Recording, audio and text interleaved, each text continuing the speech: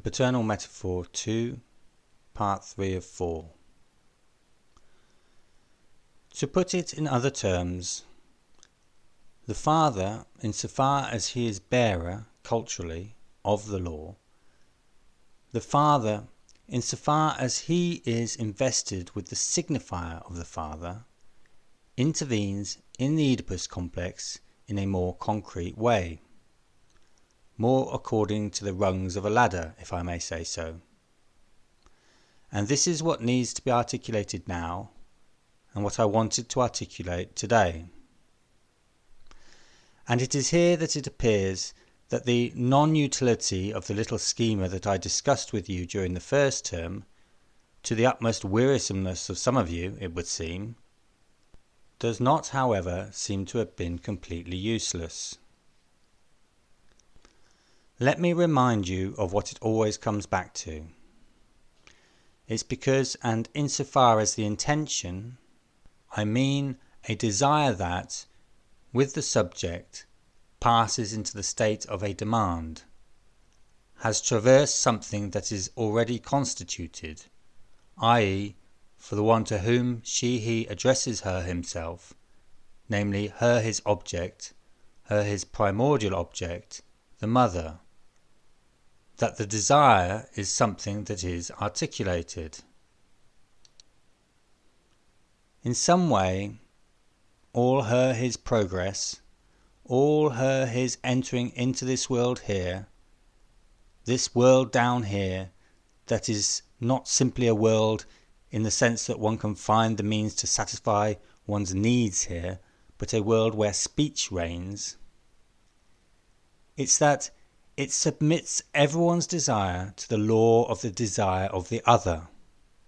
But from this sole fact, and insofar as he more or less happily crosses this line that is the signifying chain which is latent and already structural,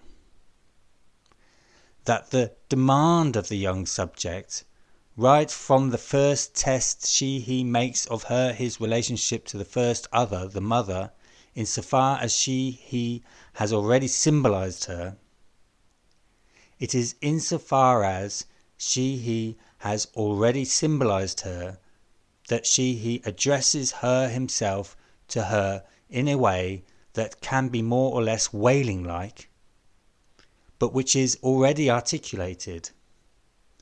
For this first symbolization is linked to the first articulations. It is hence, insofar as this intention, this demand has traversed the signifying chain, that it can make itself valued next to the maternal object. To this extent the infant, who has constituted her his mother as subject on the foundation of the first symbolization itself, finds itself entirely submitted to what we can call, but only in anticipation, the law. But this is just a metaphor. I mean, we have to unravel the metaphor that there is in this term, the law, to give the true position of this term in the way I am using it here. The law of the mother.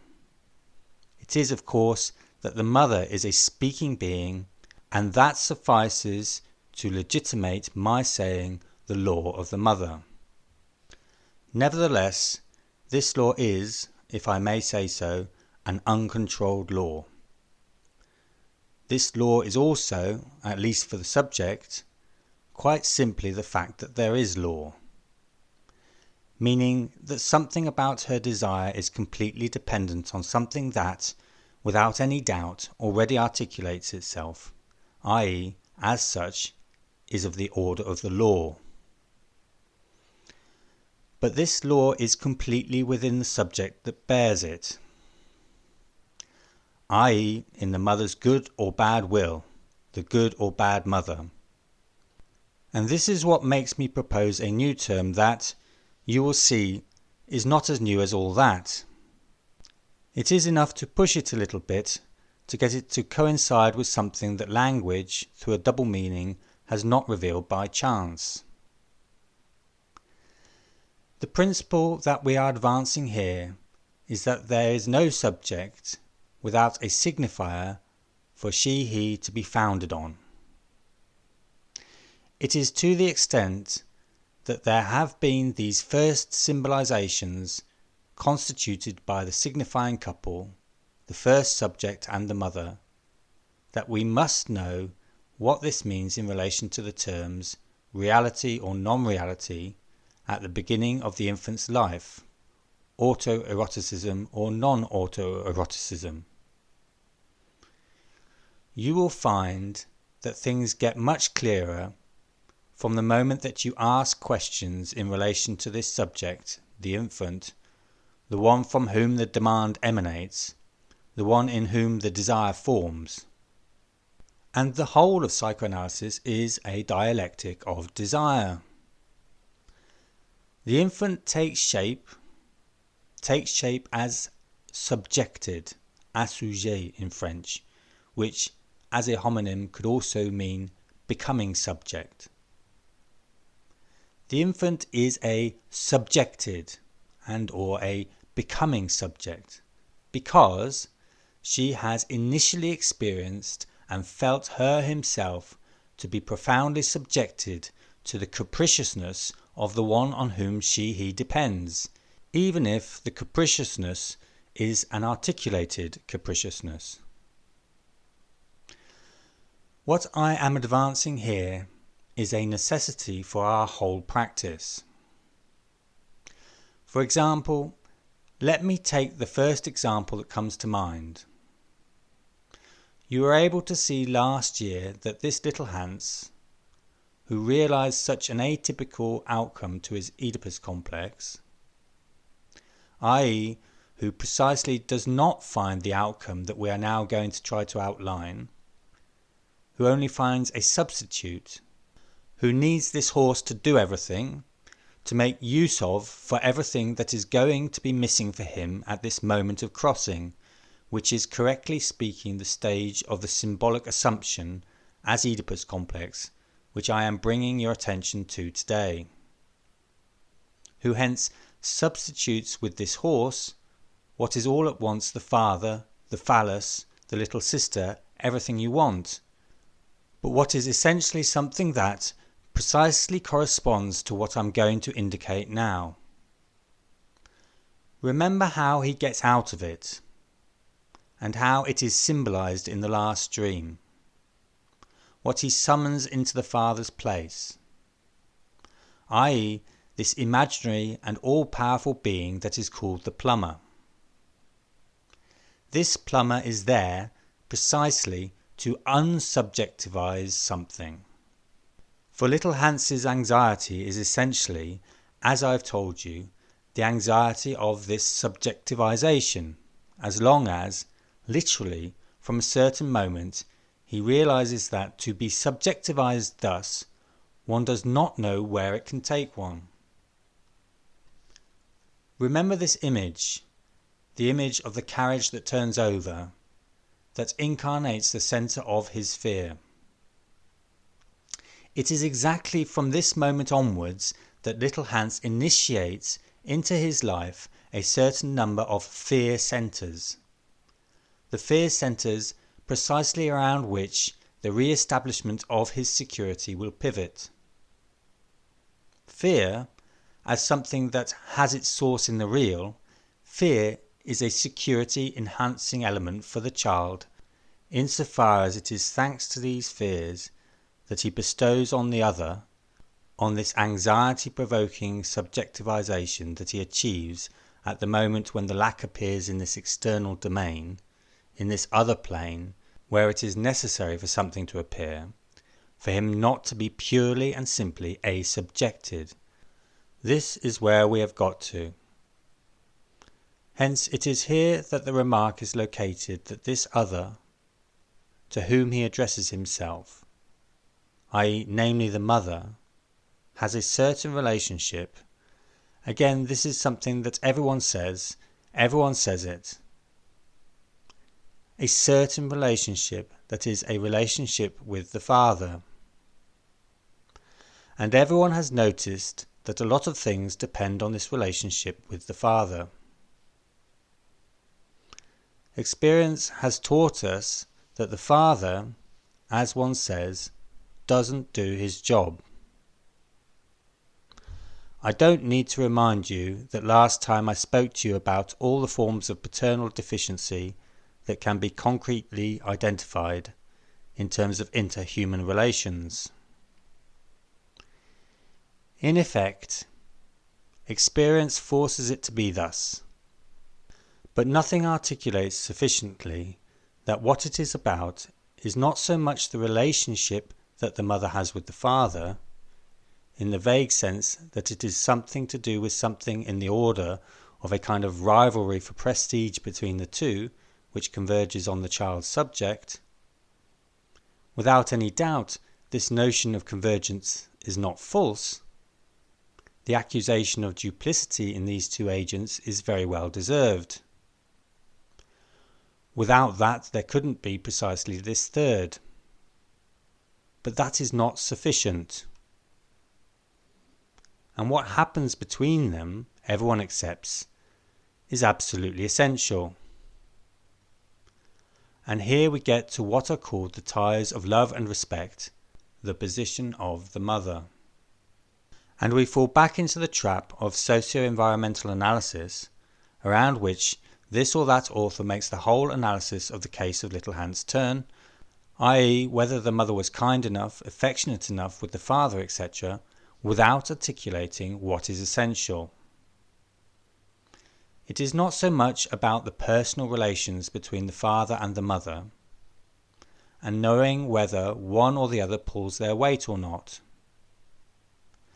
Correctly speaking, it is about a moment that must be lived as such and which concerns the relations, not simply between the mother as a person and the father as a person, but between the mother and the word of the father insofar as what he says is not worth absolutely nothing.